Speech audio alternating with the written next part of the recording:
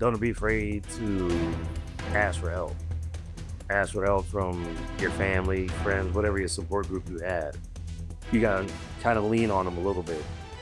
Well, hello, I welcome you to the We're Not Stumped podcast. Thank you for listening. And I have a great guest on today, someone I met in Denver, Colorado. We were at the Hope Beyond Limits event for the Limb Preservation Foundation. And we both were not from Denver, but I'm from Arizona.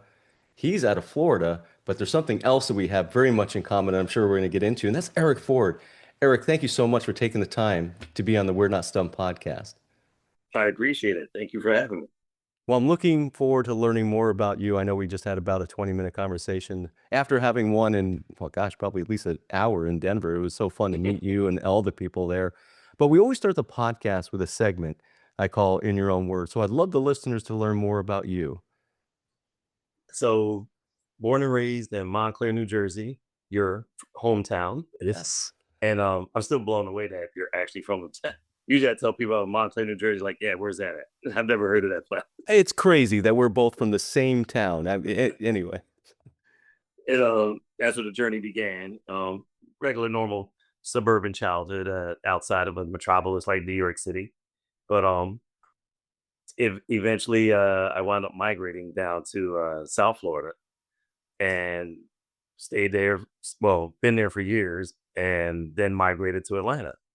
And that's where the journey began of becoming an amputee in Atlanta. I was there from 2007 to 2012, and 2009 is when I had a life-changing accident with unfortunately a head-on car collision in Atlanta. Yep. So yeah, that's and I'm a single dad. And this all happened right before or right after actually my divorce from my ex-wife. And yeah, also I don't think I even told you about the full step of the accident, but yeah, my children were with me in the car too. So thank God I took all the brunt of the pain and trauma, and my kids were fine. They're in the back seat, and they didn't get a scratch on them. Thank God. So How old were your kids when that happened? my son was about 5.5, and my daughter is about 3.5. They're like 2 years apart. So yeah. So Yeah, when you say the they're go ahead. both in booster seats. Ash Oh. had a booster seats, which the first responders said it's a tip for any parents who have young kids. As much as the kids hate the booster seats, so I'm a big boy, I don't need to be, and I'm a big girl, I don't need to be in the booster. Yeah, it's the height, the weight, all of that. They're just too small to be in adult seatbelts. The first responders told me is had they been in the adult seatbelts, they probably would either broke their collarbones, pelvic bones, or just they could have, the worst. They could have just came out the seatbelt and kept going to the windshield. So fortunately, the booster seats have them so secured and snapped in with the harness and all that that they only got bruises getting snapped forward from the seatbelts. And that was it. They spent the night in the hospital and went home the next day. So they avoided some major injuries, but maybe Yeah. your daughter would have been a little too young to remember or, Yeah, think about what. she has But no what about your recollection. son? I mean, your son's 5.5. That could He have been. remembers, yeah, he remembers. He kind of remembers the night. It would happen in the middle of the night too. It was like 12 o'clock at night. So he has some memories of it. Uh, I'm kind of glad that they both don't remember a lot because it was a nightmare. So I Sure. was kind of mentally I was like, yeah, I have to deal with it, but I was hoping that they didn't remember. So my daughter doesn't really remember. She makes up stories like, oh, this happened and that happened. I'm like, no, that's not what happened. So, and my son, he like that he remembers bits and pieces of it, like here and there, but not the whole ordeal. So, Eric, what do you remember though from that evening? When it was the first time that you realized your life was gonna change? Um, that accident that night was I was actually coming from a friend's party. Um, he was having a boxing fight party. Back in the day, people always say, "Oh, let's go have a fight party, Oh invite yeah. everybody over, and spend way too much money on this pay-per-view fight." So he invited me over, and I wasn't gonna go actually. It was because I was at the time me and my ex had broke up, and I had the kids with me. I didn't have legal custody, but they were staying with me for a while. And I said, "Nah, I can't make it because I got my kids." And he said, "Well, if you find a babysitter." So lo and behold, uh, it's weird. I knew this lady from the school. I dropped my son off at kindergarten every day, and she approached me and was like, "Hey, what are you doing this weekend? You should get out, and you're a single dad." I was like, "Really?" I was like, "So I thought she was asking me out." She's like, "No, I want to watch your kids for you." Oh, oh, all right. So if you want to watch my kids, that'd be great because I actually have some place to go. And so she watched my kids for me, and I wound up going to the party, and the fight was over like 12:30, something like that. And then I went and picked up my kids, and she lived about 5 minutes away from me. And this is all in northeast, like North Atlanta. So it's Okay. very hilly. I haven't been to Atlanta, but it's very hilly and a mountainous area. So I picked up the kids, and we lived up and over on the other side of the hill. And as we're going up the hill and approaching the crest of the hill, there's a regular street, like a 4-lane street, 2 lanes going north and south. Pretty busy street. And as we approached I had the green light. So as I approached the crest of the hill, that's when I saw a pair of headlights already on my side of the street in my lane. So there was not a lot of time to do a lot. I tried to go to the right, but there's a car in the right lane already, so I couldn't physically move him out the way.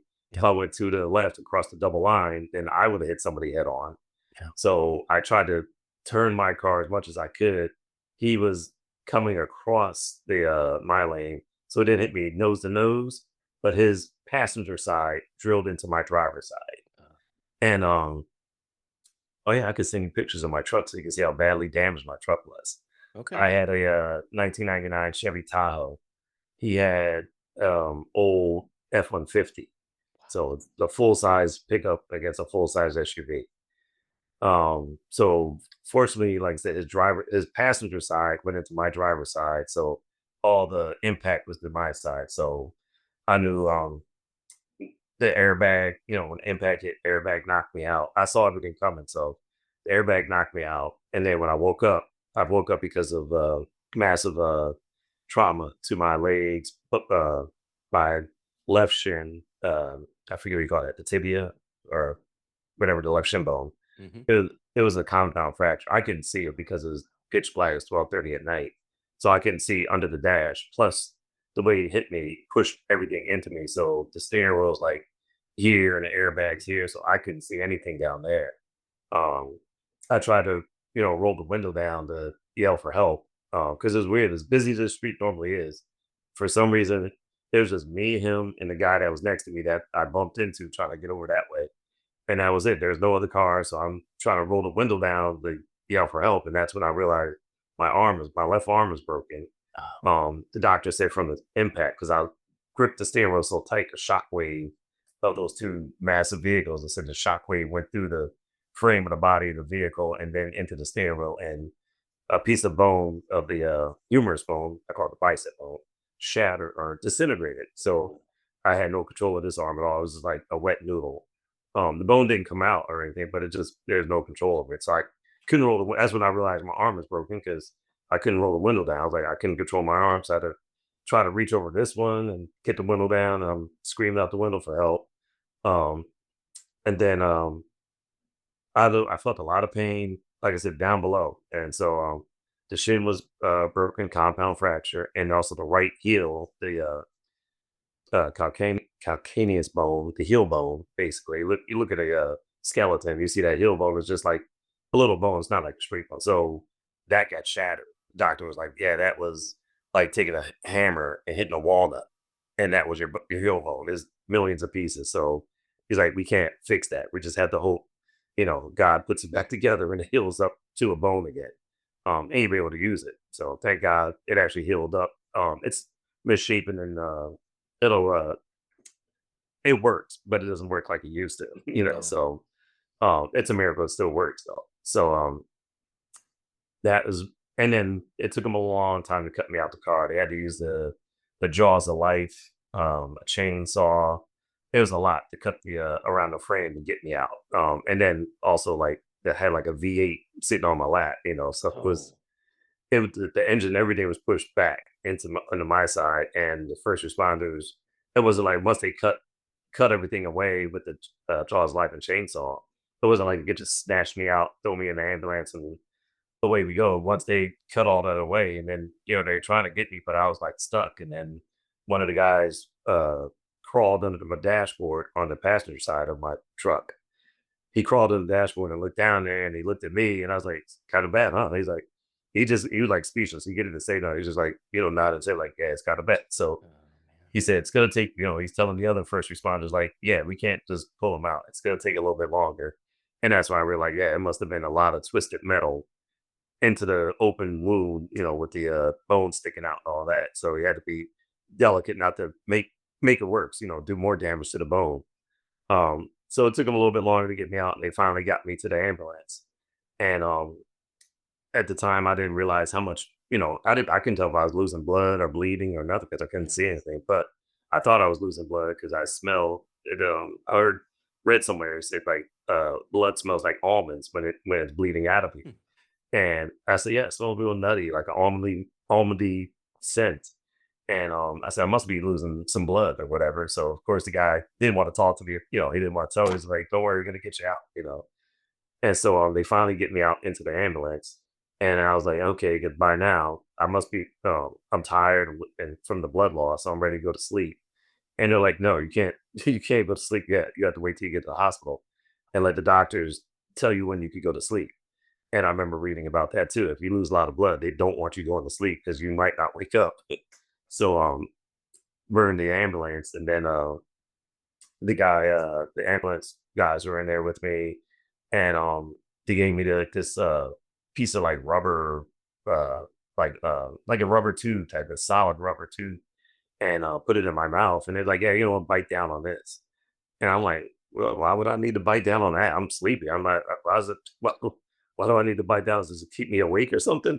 He's like, "No, we got to do something." And yeah, we don't want to bite down on this. They didn't want to obviously tell me what was going on, but they were trying to stabilize the shin bone, and they wanted to push it, you know, yeah, to get it What? back in there.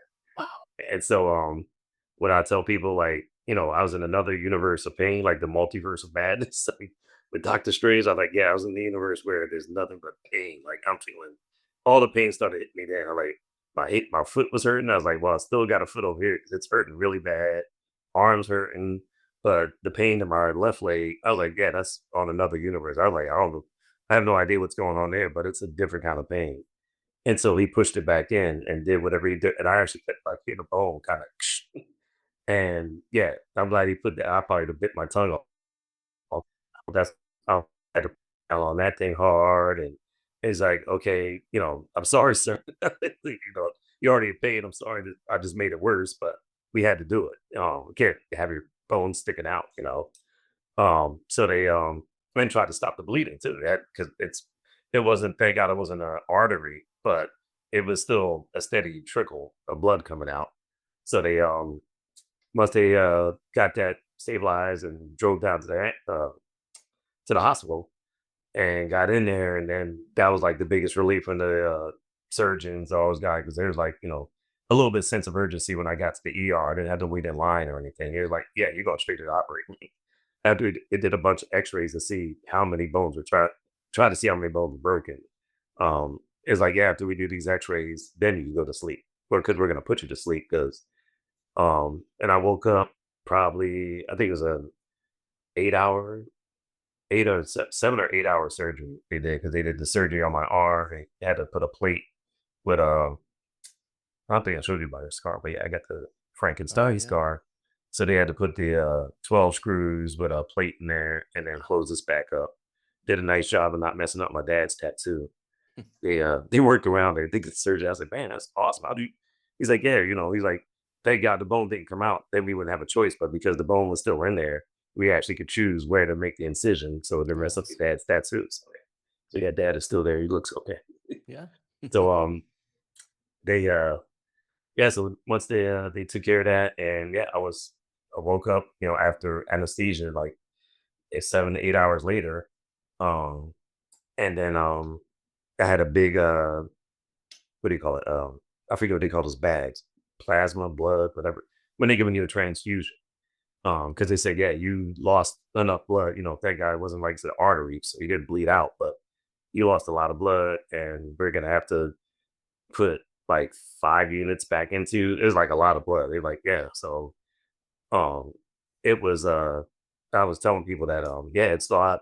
I never had a transfusion before, but I was like, yeah, it's a lot more painful than I thought it was. I thought it was gonna be like when you draw blood, it doesn't hurt at all. But to put the blood back in you with this transfusion harpoon that they stuck in my arm, it was like it. Matter of fact, the surgery was like 7 to 8 hours. It took maybe to get these 5 units or 6 units to get the blood back in me. It was so painful. Right, so I'm waking up. I got still a lot of pain, but this was hurting me. That was the new thing. I was like, how long we got to leave that that harpoon in my arm? She's like, oh yeah, so we're gonna give you something so you can go back to sleep. It's gonna take at least another 8 hours to put all that blood back in. Wow. So and that was the beginning of the journey. And they were trying to save the leg for about that happened in November of 2009. They were trying to save it up until the end of December, a couple days before Christmas. Merry Christmas! It's right before Christmas, so they said, "Yeah, we're gonna save it," and they did about maybe 12 surgeries. Every time they try to close up the hole where it tore through, they no, so they got it back in there, stabilized it, put a rod, one of those steel rods in there to the bone. I had this big old exoskeleton, I forget you call those things Yeah. that go on the outside of your leg, and I didn't realize those. I always wondered how does it stay in place? Now I know they had that big old exoskeleton thing they drill into the bone. Wow. So that was attached to my thigh bone and near my knee bone, so it wouldn't move to try to keep it still, so the bone could try to heal up and well, not even the bone, just to get the flesh to heal up around that wound and grow back together. So they tried to do that, and every time they did that, each surgery, after the first surgery, it probably 36 hours later, they went to go clean it because they had to, clean the wound and all that. And they went to go check the wound, and it was like a hole. And they're like, yeah, we could see that's not good because it closed up initially after the surgery. There's so much trauma to it. They couldn't use like stitches or anything like that, but they closed it up and it would open back up like 36 hours later. And they say, yeah, we can see straight through. Unfortunately, Mr. Ford, we can see the bone and the rod that we put in there. That's how much the hole opened up. So they're like, all right, we're gonna try something else. Then they tried skin grafts. So on my right leg, that my whole leg that's still whole, they were taking skin grafts from my thigh, a lot of thigh skin, and try to do skin grafts. Like, oh, your body won't reject it because it's your own skin, so to seal it up nice and good. Like, later, and it opened up again, and they could see the hole. And then they said, well, let's try muscle graft. So they took a muscle from the groin of my right leg on the inside of my thigh, the groin, all the way up to the groin to get like a strip of mud. Like, oh, it's not a lot. I was like, well, how much groin muscle are we talking about? It's like a, like a, sirloin steak type of, it's like that thickness.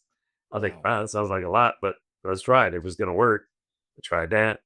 That didn't work either. It opened up again. So, now I'm skipping surgeries. Like we're like on surgery 8 now, trying to do this. Um, and cleaning it was that got to be a point of because these are all you could imagine since it tore through the flesh of the shin. Because your shin isn't even the biggest person or obese or a heavy person, you still don't have a lot of meat on your shin. There's just skin and shin bone. Um, calf muscle, yeah, there's meat back there, but that's not what they're working on. They're working on the front.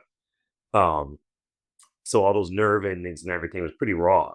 So when they went to clean it, that was a process. That was, 2 or 3 nurses holding me down on the bed, like I'm in some medieval chamber, something like that, while the other nurse and doctor are trying to get in there and make sure, it's clean, because infection is serious. So they're, holding me down and I'm at, when I tell you I'm screaming at the top of my lung, I'm like, people, outside on the street probably heard me screaming.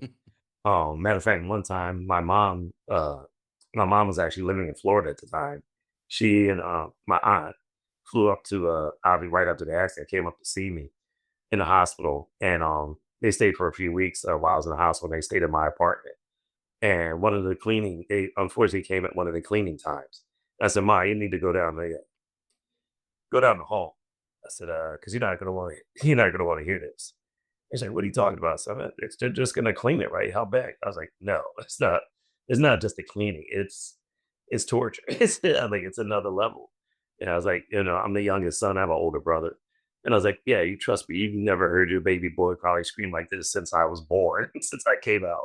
I was like, it's a blood curdling scream. So she's like, oh, it can't be that bad. I was like, please, just go down the hall. So, or my aunt went down the hall. I said, go as far as you can. I was like, matter of fact, go to another floor. So she didn't believe it. She's like, we'll go down the hall and get some coffee and water. Whatever. And she went down the hall and she said, yeah, I heard you. she's like, she's like, yeah, it's pretty intense. It's pretty bad. So I said, yeah, I told you it's bad. And she's like, how often do they have to do that? I was like, every surgery. It's like, so at that point, I'm probably getting surgeries every 2 weeks of trying to save it. Every week and a half, every 2 weeks, and including they got to the point where they say, you know what, when I'm getting clean, I'm screaming and all that. So my blood pressure's through the roof, heart's racing. And like, yeah, we give this guy a freaking heart attack if we keep Yeah. doing it this way. So they came up with another solution. It's like, how about we put him under, give some anesthesia, put him to sleep. So he doesn't feel us cleaning it. So they started doing that, which was a good thing. Yeah, getting me a break from the screaming, the pain, the torture. I'm like, yeah, it's a great idea, Doc. Way to go. And then funny thing, I thought about it one day, from the anesthesia, the not recreational drug use, but I was like, wow, it feels like recreational drug use. I'm getting a lot of anesthesia for all these surgeries in a short amount of time. And so I asked the anesthesiologist one day when I'm signing papers. Oh, I had to learn how to sign my right hand too because I'm lefty. Oh So yeah. this left arm for that broken humerus Yeah. bone, it it didn't tear the nerve, but they said it must have nicked the nerve because my hand was stuck like this for like six Oh. months. I couldn't make it, couldn't open and wave high, couldn't make a fist. So it was just like this. So I couldn't brush my teeth. Yeah, I could do anything with my left hand that I normally would do, sign surgical document papers to, release forms. So I had to learn how to use my right hand for everything. And in the right arm, I had IVs, they were up Yeah. out of veins because they had IVs stuck all over it and I start looking for different things because I had them in my arm so long, to the point where they had to do the wrist, which is the worst IV in the wrist. Uh, Um, yep. they actually talked about they were running out of veins so much that they were talking about putting one in my neck because the veins in my arm. They're like, yeah, we're running out of veins in your arm. We got to put an IV in your neck. I was like, yeah, let's not get to that point. Hopefully. So but yeah, it's the doctor of anesthesiology. So every time you put me under, I mean, this is powerful, powerful medicine to the, I can't feel anything, so it's got to be powerful. And then just to give me enough to wake me up. And I say, hey, it's like some black arts type of stuff. Whoever invented anesthesia as a medicine, you had to really hope that hope that you just give them just enough to stay asleep and not to wake up in the middle of surgery, Oh yeah. and Ooh. just enough to make sure you stay asleep the whole time, but wake up hours later. How many brain cells am I losing? And she was like, "Oh, yeah, I can tell this question part of her car." She's like, yeah, not that many." I was like, not that many, or you really have no idea, like, yeah, there's no study on that, like, calculate how many brain cells we lose every time you are under anesthesia. Because I was like, "Yeah, I'm going under a lot in the past from November to December, or at least 12, 13 times." So I was like, Oh. she's like, "Yeah." So I tell a lot of people when I say, "You don't remember this?" I'm like, "Dude, there's a lot of things I don't remember." I was like, those memories might not have made it to high school or whatever. So they got to the last surgery and it was it's like, yeah, this it basically we're getting down to like, all right, after we do this last surgery, we don't know what else to try to save your leg because we're getting down the end of our rope. Everything we're doing, that hole keeps opening up. And that's the doorway for infection, as long as that stays open. And I'm in a hospital, so infections floating around everywhere in there. Yeah. Um, I woke up out of a surgery. I'm in recovery, back in my room, and the doctor is a learning hospital too, Reading Memorial Hospital, downtown Atlanta. They're connected with Emory University. It's fantastic medical university, and one of the students are doctor students. He's doing his thing, learning from this orthopedic surgeon, and excuse me, he says he comes in the room and the student, he was so energetic. Every surgery, he's like, Mr. Ford, you're a great patient, man. And positive energy is great. It's going to help you heal faster. And, a lot of people don't have that positive energy going through a traumatic accident like you did. And they don't, life is already over. And you want to, obviously you want to live. Like, want to get back to my kids and back to life and living. So he's like, yeah, no worries, we're gonna get you there. We're gonna get you there. Like, dude, I'm already alive, so that's half the battle. I was like, if you can fix my leg, that'd be great. But if I have to be in a wheelchair or crutches or whatever, then so be it. So he comes in the room after the last surgery and tears are streaming down his face, and his face is wet. The head surgeon, he's a veteran. He's used to saying stuff all the time. He's a stone face, but I could tell him whatever happened while I was in surgery, while I was under, was not good. And he comes in and like, Mr. Ford, I'm sorry. That student kid is crying his eyeballs out. And I forget his name, but I was calling him by his first name because I was like, you too young to be a doctor, dude. I'm calling him by his first name. So I was like, don't worry about it, man. It can't be that bad. I was like, whatever it is, dude, I'm alive. I'm still breathing. So, you did good. So he's like, no, but I promise you, I thought I was going to save your leg. And now we're at a crossroads of, now you have to make a decision. And so he was like almost inconsolable. So the veteran doctor took over. He's like, yeah, Mr. Ford, unfortunately, we found an infection in the wound. So fortunately, it's only in the wound, it hadn't gotten to the bone. If it got to the bone, then it could spread to the marrow, and then the bone infections travel really quickly. And, we'd have to hours to make a decision. What do you want to do? A wound infection, we have a little bit of time to decide what you want to do. We could go another route of using a cement antibiotic rod, take out that steel rod out of it and put that in there and hope that kills the infection. And we take a bunch of, oral antibiotics and all that to try to kill the infection. I was like, okay, that sounds to me like, I don't know, it's still like putting a band aid on it. But Yeah. I said, what's the other choice? Is that we could do an amputation. I was like, oh, okay. At that time, I didn't know anybody who was an amputee. I knew one guy, matter of fact, a few years before at a job I was working at down here in Florida.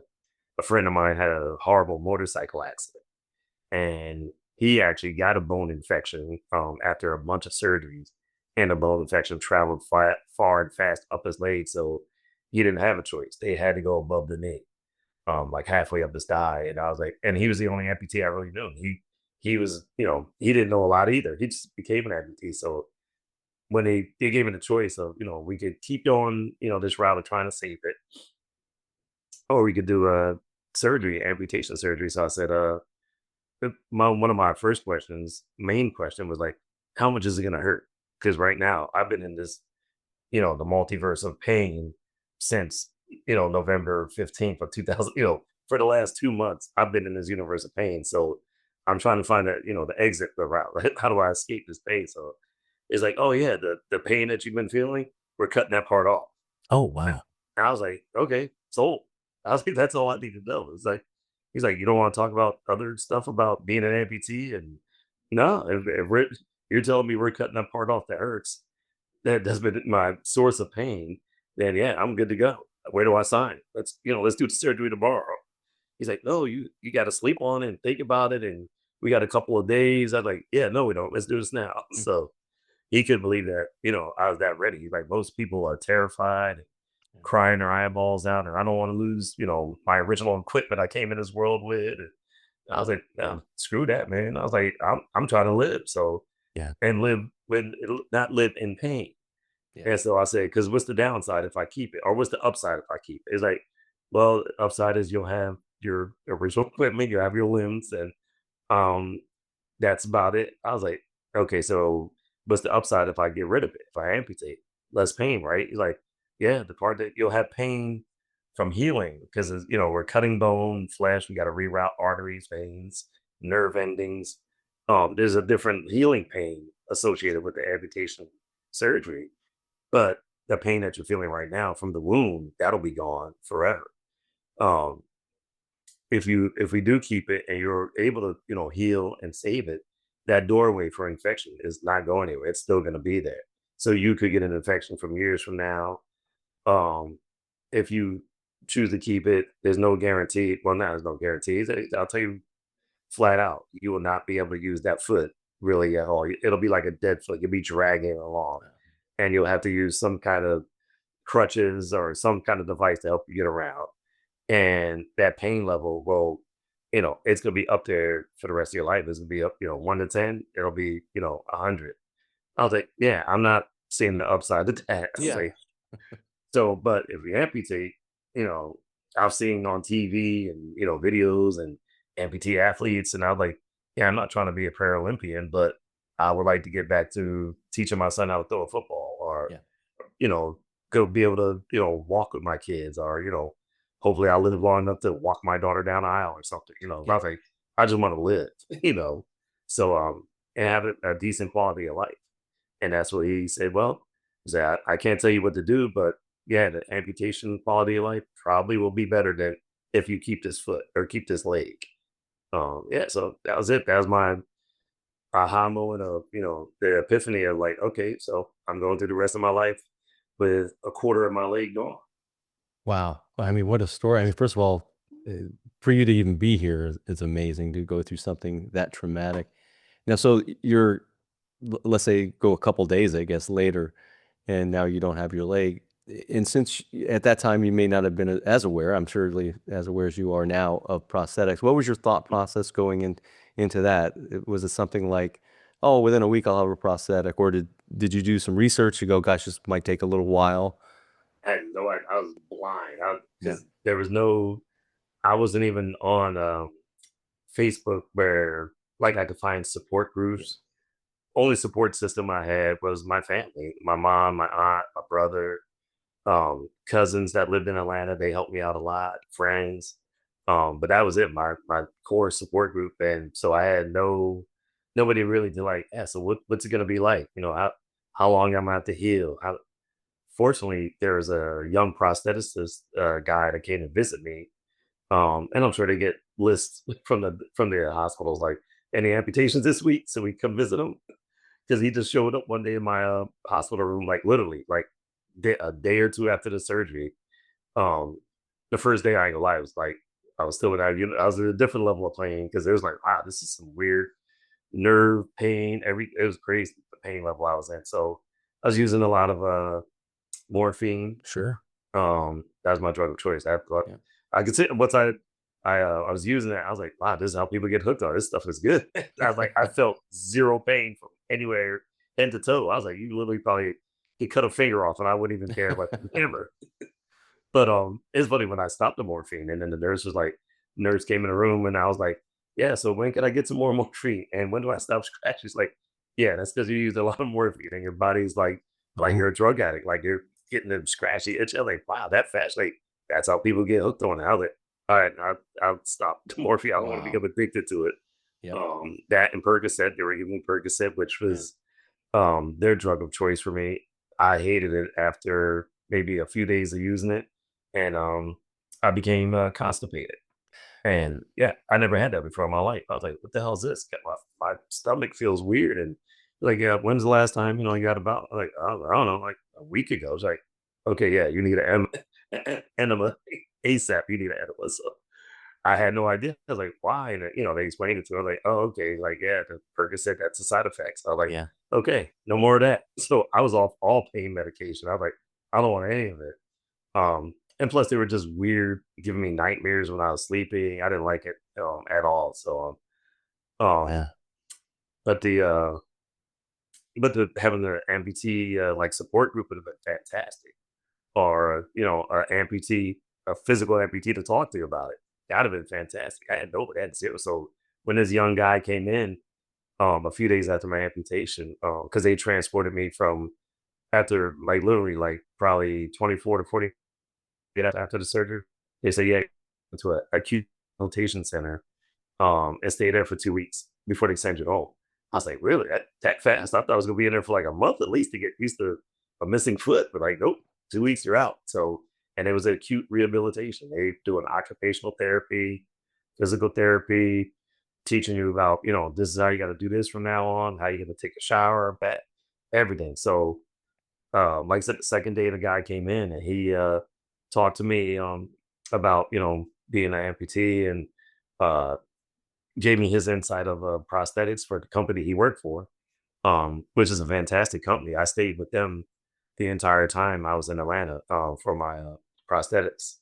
And he said, he and kept it real. So yeah, for the traumatic way you lost your leg or part of your leg, it's gonna take at least 6 months to heal up for the flesh to be strong enough and the bone to be strong enough to support half your weight on a prosthetic.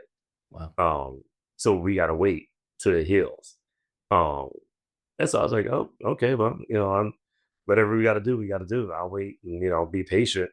Um, and he said that's half the battle is you being patient because a lot of people, they want to rush like, I want it now. I need to, I want to start walking tomorrow. I'm like, yeah, I'm still at that point of like, wow, I'm alive. That's amazing. I'm happy to be here. And so if I walk in 6 months or if I walk next year, so be it.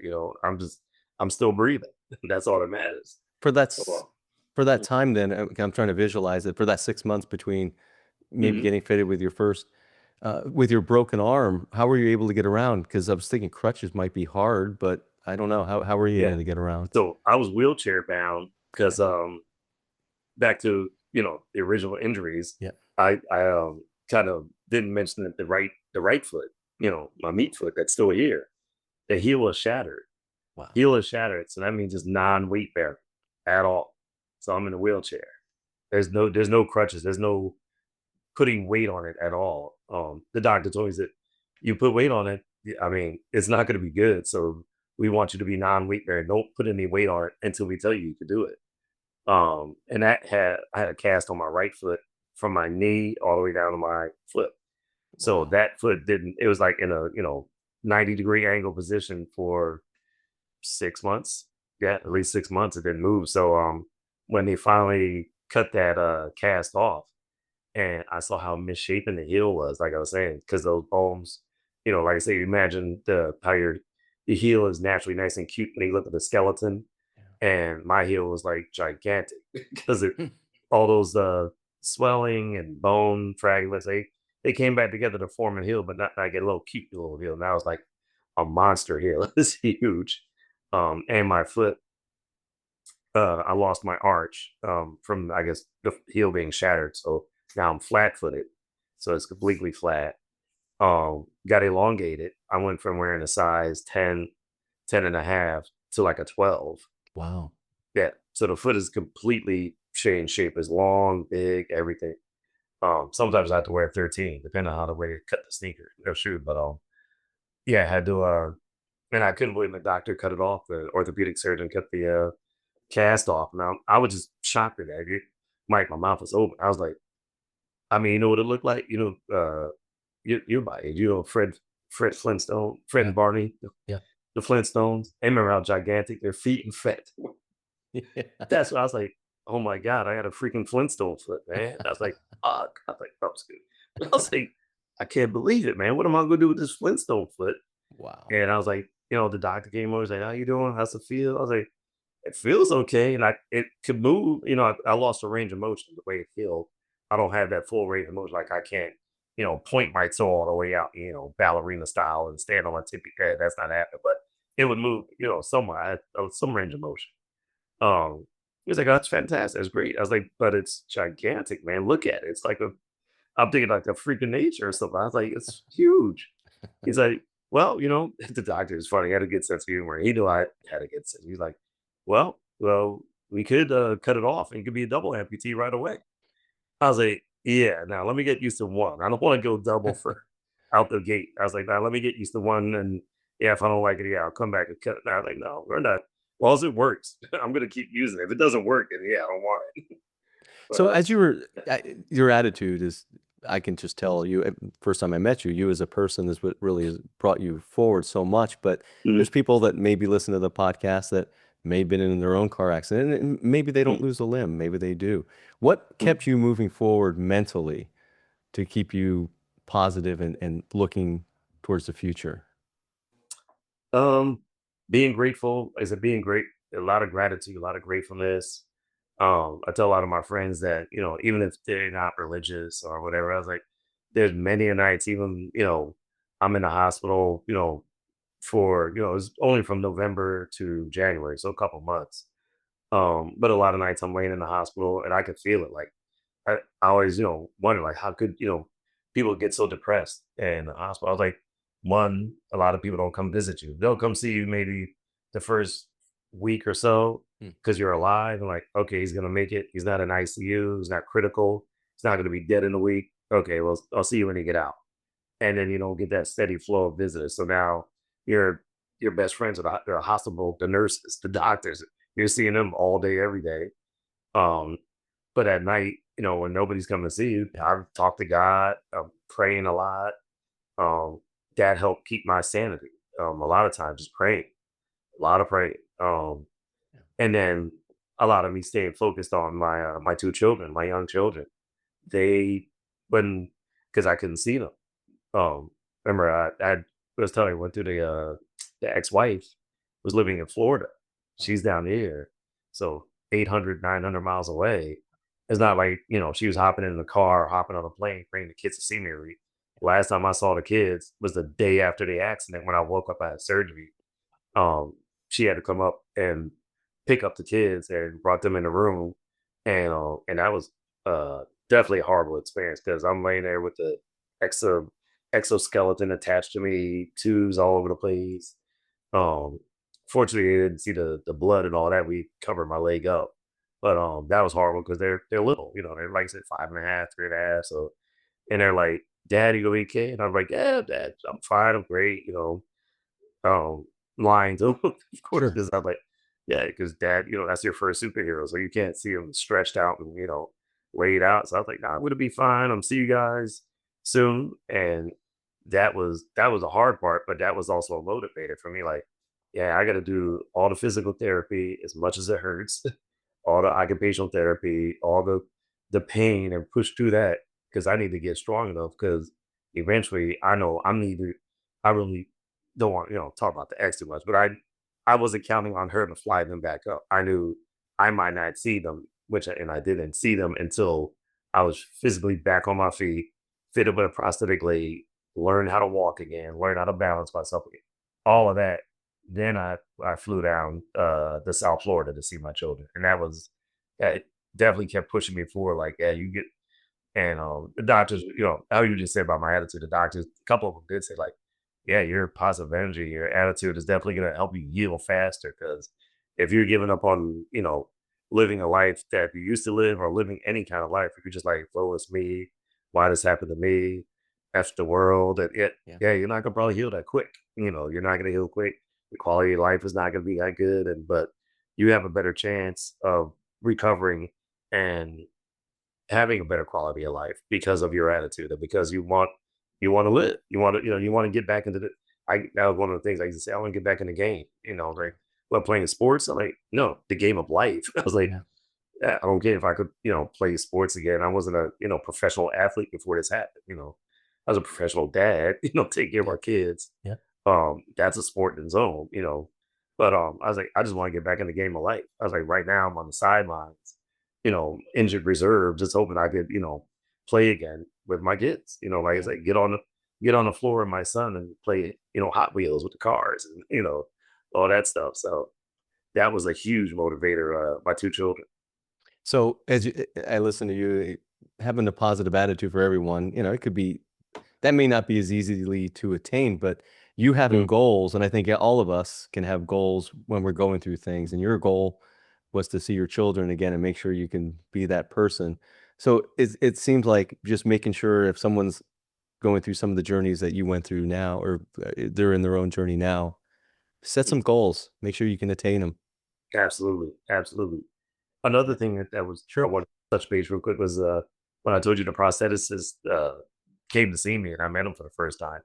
Like, so he was a young guy. He's not an amputee. I was like, this guy go tell me about, now I got, part of my leg cut off. I was like kind of skeptical, like, what's this kid gonna tell me? Because he was so young looking, but he was enthusiastic. And he was like, I want to help you. I want to get you, I'm gonna get you the best prosthetic we could make. At the time, thank God, the company that I was actually working for when the accident happened had like some platinum level of Blue Cross Blue Shield. And Wow. he was like, yeah, I already checked. He's like, I gave him permission, check my, insurance, what did it cover? Like, yeah, dude, we get you the best prosthetic out there. Like, we get you, the Lamborghini of legs and all that stuff.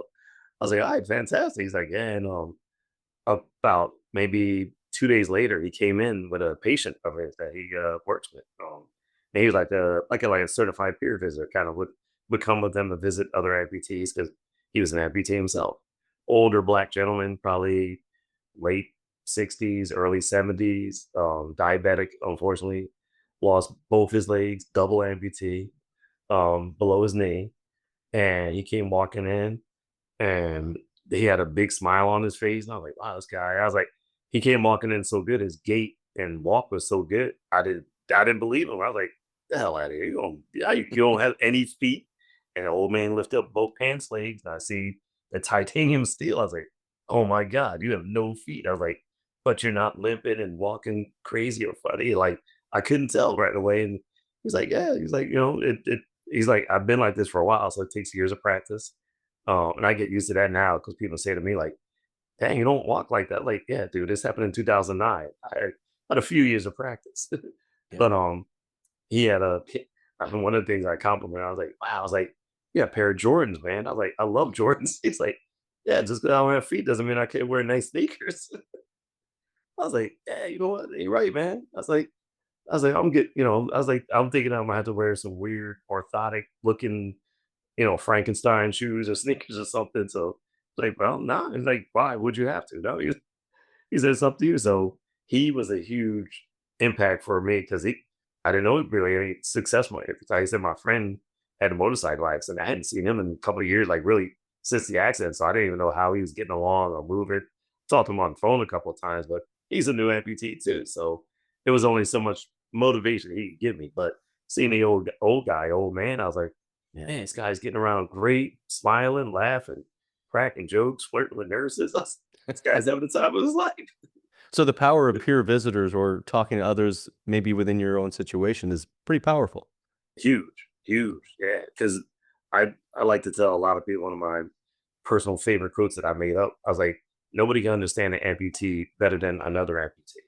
Yeah. So unless you're an amputee, you're not gonna really get it. You're not gonna be. You could try, and you could try to imagine it. Like I have friends that all the time when the friends say, I can imagine being. I was like, you could try, but it's really hard to really imagine missing an entire hand, half your arm, or Yeah. part of your leg. I was like, you could try, but you can't really. But another amputee that might be, even if they're not missing the exact same part, they're missing something. And I had other some of my best friend. One of my best friends said to me one time, he says, and a lot of people aren't built for it. He says, and I told him that. He said, yeah, man, if I lost my leg, man, or a part of my body, I think I'll just kill myself. I wouldn't want to be here anymore. And I was like, yeah, well, I guess that's why God didn't choose you because you're too weak. I was like, you if you ready to take yourself out because you're missing a leg, and he's got kids.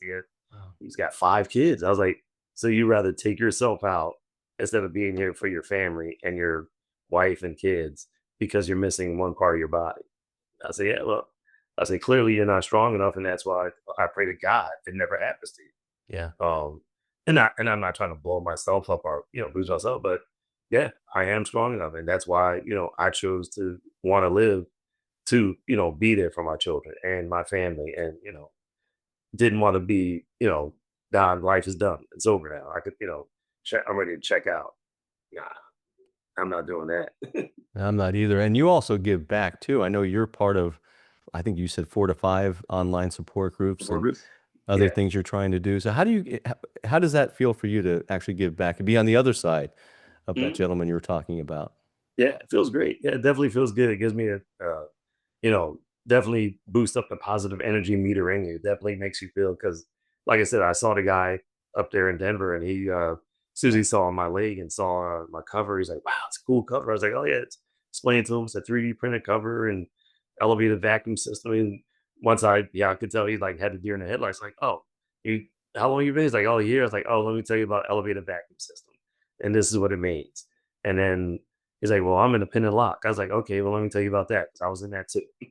And explain that to him, the pros and the cons, pain level, all, and different reasons why you might be like, for me, I'm a traumatic amputee. I lost it in a traumatic way of fashion. There's other amputees who lost it because of surgery or diabetes Yeah. or circulation or Sure. so those amputations are planned. They're planned out months in advance. Some diabetic amputees they know for years that yeah this foot ain't doing good. They're probably gonna have to I'm probably lose my foot or lose a finger or something like so they have time to kind of even mentally prepare process it. Um, and it's a much different surgery as opposed to mine was traumatic. They didn't have a lot to work with. They're like, man, we got to figure out, like I said, the bone shredded, nerve endings, veins. Thank God didn't sever any arteries, but it tore up a lot.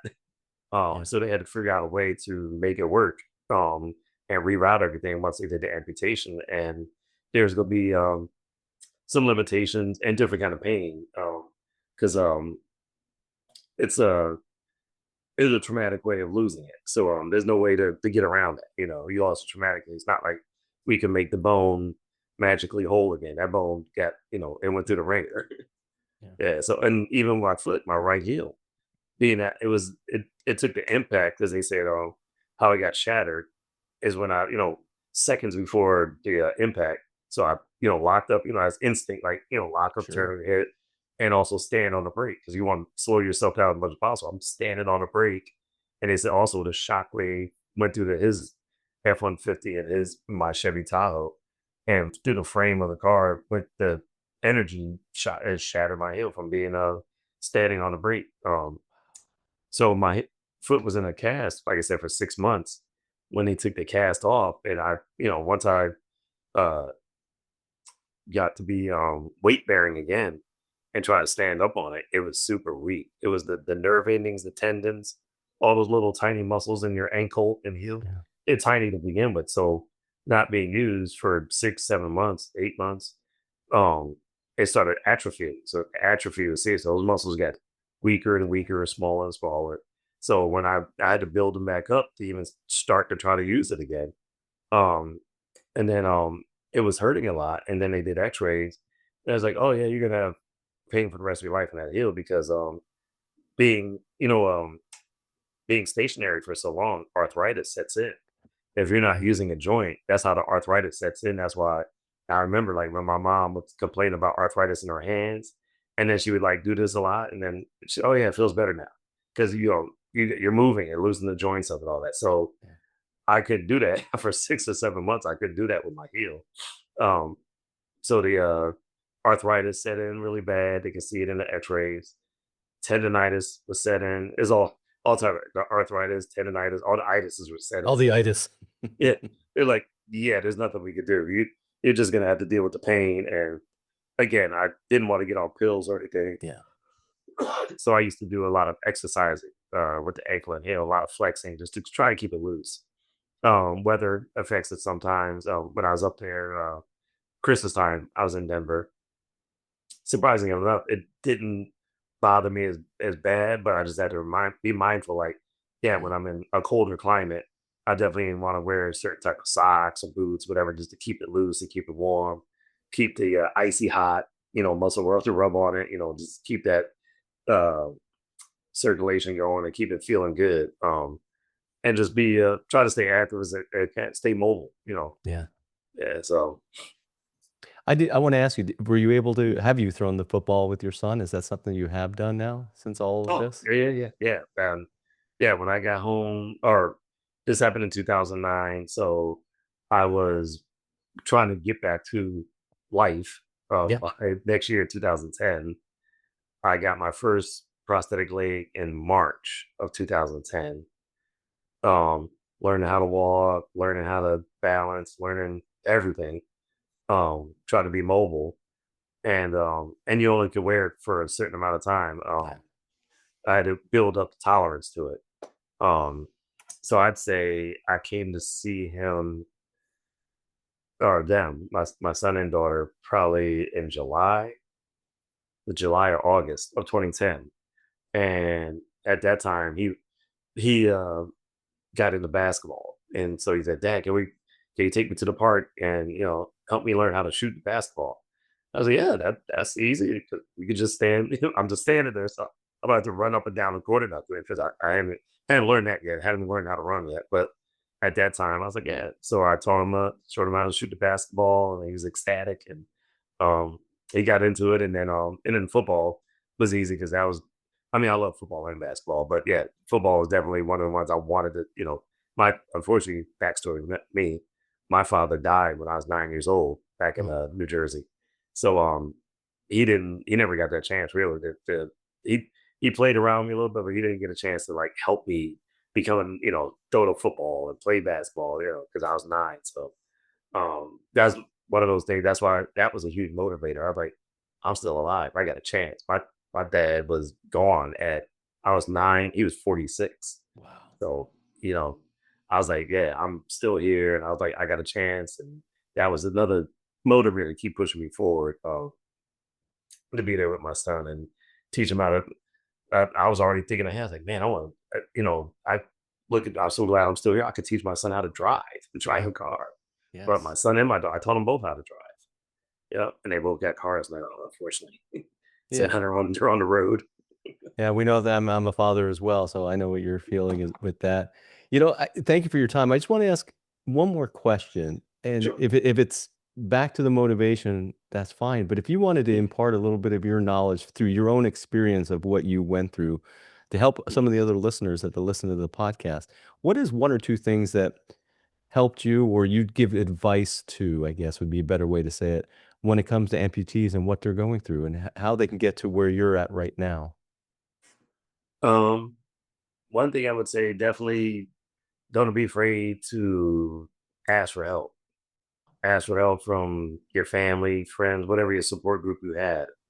You gotta kind of lean on them a little bit, because you need to. That's gonna help you with the overwhelming feeling, because it's being an amputee is very in the beginning and throughout. It can be overwhelming sometimes because sometimes you'll think about stuff that you used to do in your old life, and that's why one thing I would definitely tell amputees to help them move forward, help them move on, to get to that. You want to get to that another level. That next time I tell them, you definitely not so much you want to let go of your old life, but it's almost like you gotta have a funeral for that limb that you lost, whether it be a foot, hand, leg. Have that funeral and feel sorry, feel the sadness, and then let it go and then move on. You don't want to stay in that dark place for too long.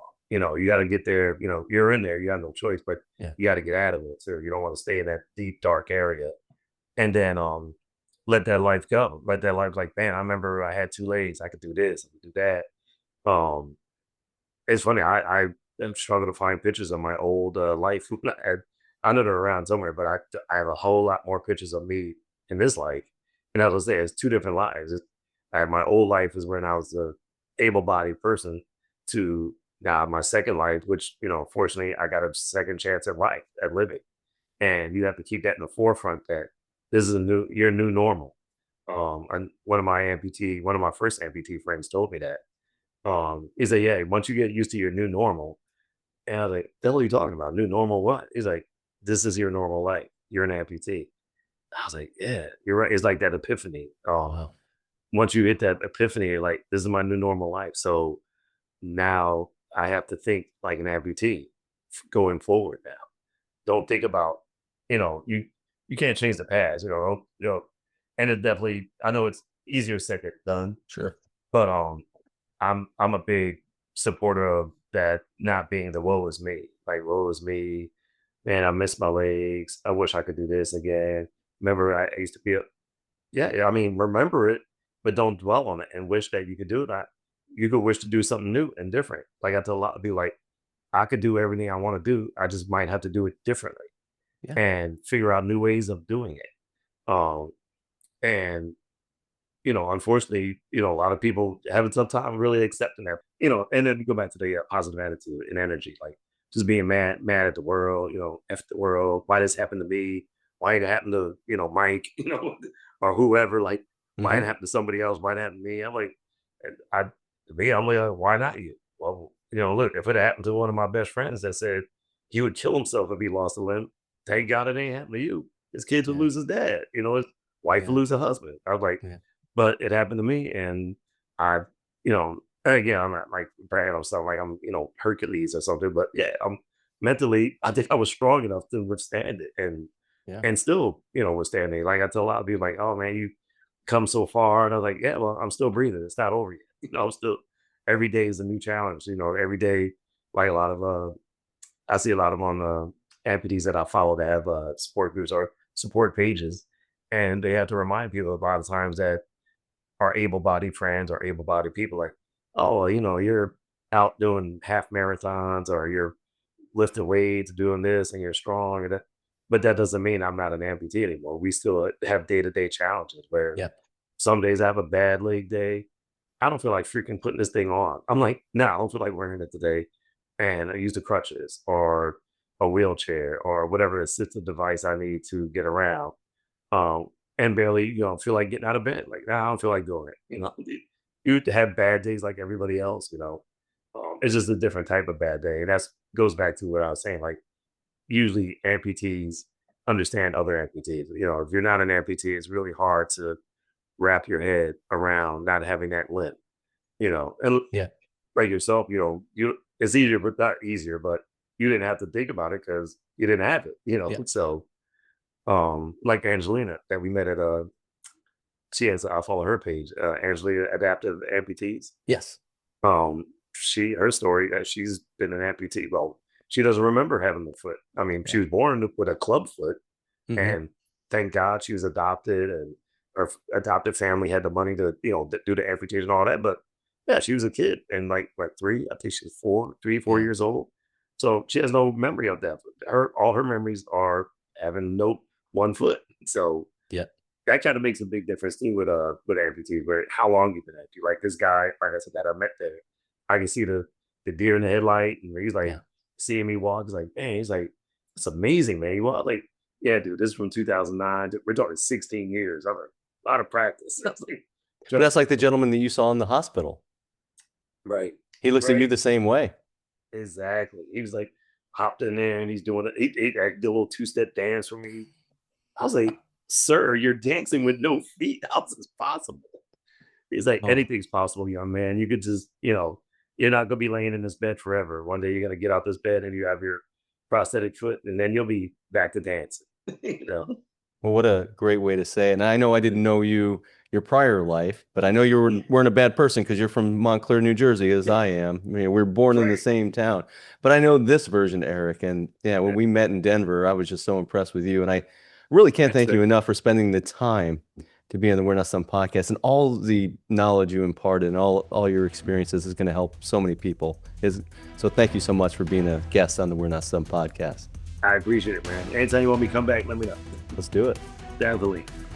Thank you for listening to this episode of the We're Not Stumped podcast. I have an ask for everyone that got to this point of the podcast. Please like, share, and subscribe. The reason is simple. These stories need to be shared.